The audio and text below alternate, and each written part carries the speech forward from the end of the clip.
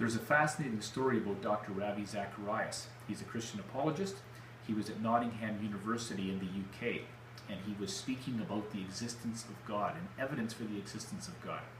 And during the Q&A, the question and answer period, a very hostile student stood up and said, "How can you say that the God of the Bible exists when there's so much evil in the world?"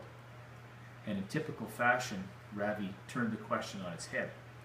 He said to the young man in front of everybody, "When you say there's evil, aren't you also assuming there's such a thing as good? And aren't you assuming that there's a moral law that allows you to tell the difference between good and evil? And if there's such a thing as a moral law, there must be a moral lawgiver. But that's whom you are trying to disprove. If there's no moral lawgiver, there's no moral law. And if there's no moral law, there's not such a thing as good. And if there's no such thing as good, then there's no such thing as evil. So what then is your question?" And the young man was totally deflated, and as he sat down, he said, "So what then am I asking you?" It illustrates for me the point that people are very quick to criticize God according to their standard of right and wrong.